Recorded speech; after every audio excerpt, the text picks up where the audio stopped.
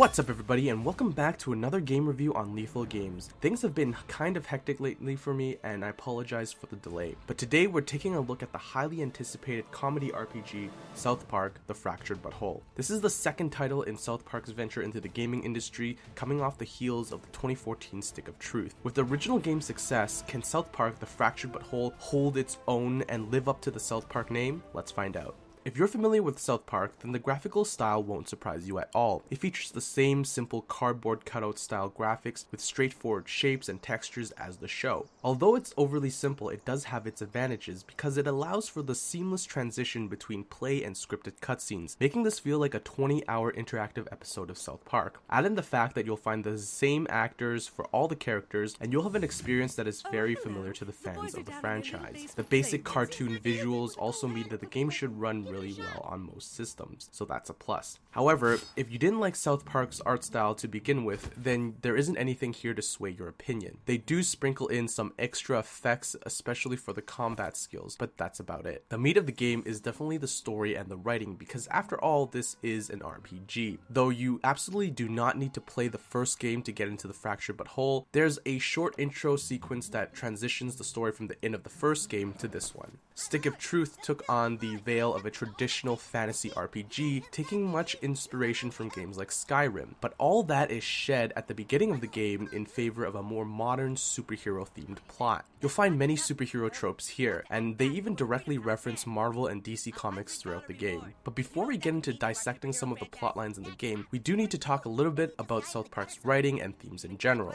If you're not familiar with the franchise, then the first thing you need to know is that you will most likely be offended in one way or another. The entire franchise revolves around making fun of real-world events, tackling highly sensitive issues in often highly insensitive ways. And honestly, sometimes South Park can just be straight up gross. But one of the main reasons why the franchise has been so successful is because the writers are able to weave the insensitivities and the crude jokes into an overall plot that is cohesive, clever, and just downright witty. They take issues that are controversial and twist them into unexpectedly hilarious narratives. Of course, whether that's actually funny depends on you. South Park has always been highly divisive in that regard, and if you do plan on getting into this game, you need to go in with an open mind and understand that this is what satire is all about. With that said, let's talk a little bit about the story of The Fractured But Whole. I'll refrain from any major spoilers, but minor ones regarding the setting or characters may slip by, so keep that in mind. In classic South Park fashion, the dramatic and serious plotline is driven by something extremely childish and trivial. In this case, a $100 reward for finding a cat. The fourth graders of South Park have broken off into two different factions of superhero and are competing at a chance to launch their respective franchises. The superheroes involved will be familiar to those who follow the show, but you'll be playing the new kid who joins the ranks of the Coonan friends as the newest superhero,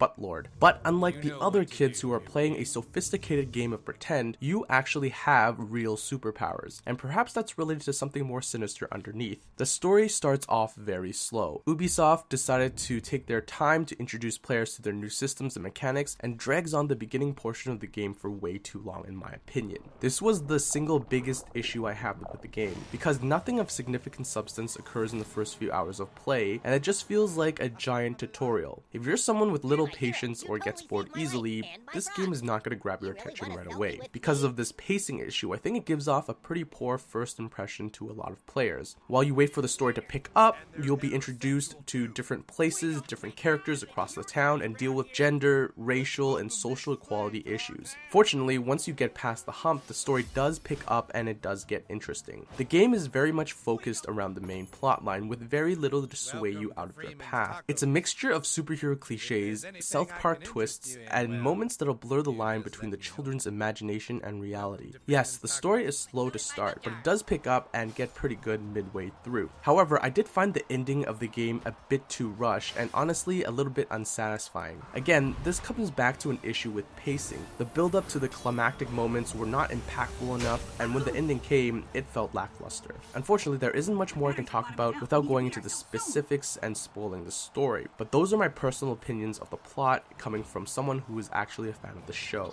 Gameplay wise, we have to talk about the combat. One of the biggest criticisms of Stick of Truth was how repetitive the battles were, and it was something I personally found lacking. Combat has taken a complete overhaul in the sequel and in many aspects for the better. The battlefield is split into a grid system system with all abilities, attacks, and movements based off of this grid. While the first game took on a purely JRPG turn-based combat experience, there's a lot more tactical decision making to be had in this game. Each ability has certain patterns of squares it'll affect, and it could be a straight line, a diagonal, a cross, or a bunch of squares in front of your character. This makes movement and positioning crucial to effectively taking out your enemies. Along with this grid system and the introduction of movements, you also get additional mechanics like knockbacks, pulls, and obstacles on the field. The foundations of this new system adds a lot of depth, but there are some extra things that truly make this a great experience. Aside from just defeating your enemies, there are fights with alternative objectives. Whether it's running away from an incoming enemy as you move across the map, or dodging Lego lava that's being dumped onto the field, there are interesting mechanics to be discovered. Enemies are much more varied this time around, and you're not going to find too many repeated enemies, which keeps combat pretty fresh. Characters are also very vocal during combat, and they'll comment on your skills, talk about the battle in general, and taunt each other back and forth, and sometimes they even call you out for taking too long for your turn. This may be a small thing, but it's very noticeable and I really appreciate it. Surprisingly, these comments actually have combat functions. Once you learn how to identify microaggressions, you can actually interrupt someone's turn and punish them for being insensitive. I thought this was hilarious and a fantastic little addition. Of course, the thing that enables all of this are the various classes and abilities. Though you only have a choice of 3 classes in the beginning, you can add on as you progress through the story. There's a total of 9 different classes, and eventually every class will be made available to you, which gives you the freedom to mix and match between all the skills in the game. There's a ton of skill synergies you can create, and depending on the fight, certain abilities may be more useful than others. I prefer this type of freedom over just locking you to a single class and upgrading it. It eliminates the fear of missing out and empowers you with versatility. Beyond classes, there is another system that closely relates to combat, and that's the might and artifact system. The game uses might as an indicator of your power level, and quests show a recommended power level on your minimap to help you determine the difficulty. Your might is calculated based off your artifacts, which are special items that can be slotted into your character. You start off with a single minor slot, and you get an additional one every time you level up. Artifacts can be found through looting the environment, dropped after combat, or even crafted. These are split into 3 tiers: minor, major, and epic. As you go up the tier, you get more bonuses. On this page, you can see that the bonuses are split into the team-based bonuses, which affect your entire party, and your own personal stats. Again, you can mix and match artifacts depending on the type of character you play and the abilities you decide to use. Each ability corresponds to a specific stat type, which will influence its damage. Now, you may have noticed one more thing on this page, and it's this DNA strand. These are mutations that you can apply to your character. Mutations are usually dropped by mini-bosses and bosses, and they alter your character's stat distribution by a multiplier. Some mutations will drastically increase a certain stat while decreasing another. These vary greatly, and again, the usefulness of each depends on how you've built your character. The combat, class, artifacts, abilities, and mutations all come together to create a very deep and robust battle system. It's definitely one of my favorite parts of the game. As the new kid, you're often referred to as the Butt Lord, and this is because you have actual superpowers that revolve around your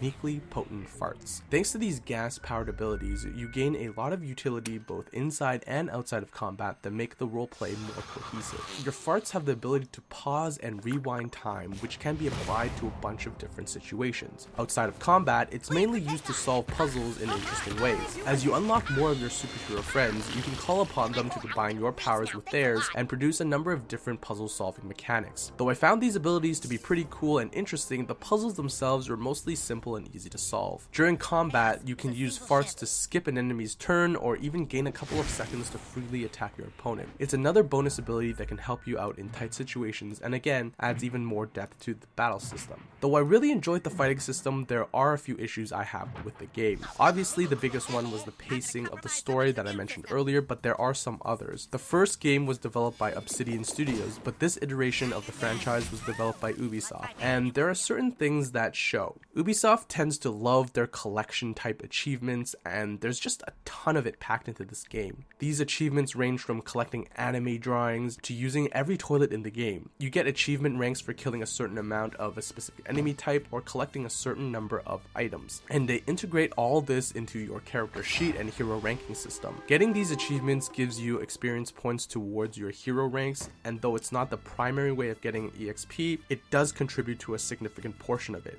And not to mention, after you complete the achievement, it usually unlocks another tier where you have to collect more of the same stuff. I'm not a fan of this type of gameplay because it's very bland and boring. Fortunately, you can complete a decent amount of it just by playing the game, and I don't feel like you absolutely have to do these things in order to progress in power. Now, when you're walking around, there's really no UI elements at all, which is great for immersion, but I would have liked to see a small minimap or some sort of navigation system on screen or even on toggle so I know where I'm going. Yes, you can press the M key to bring up the minimap, but unfortunately you can't move when the minimap is up. If they made this minimap a toggle overlay, that would have been fantastic. I would have also liked to see more than a single mission on the minimap screen because it only shows your latest mission, and in order to view your entire quest log, you'll have to open up the full map. Aside from your main quest, the game doesn't offer you too much more than that. Yes, there are side quests, but they're not the most imaginative, and the majority of them just require you to help one of your super friends fight a battle or ask you to collect a certain type of item. I would have liked to see more storytelling in the side missions, especially since this franchise is so rich with characters and plot lines. At the end of the day, South Park: The Fractured But Whole is a decent RPG, but it lacks the magic that made Stick of Truth such a compelling game.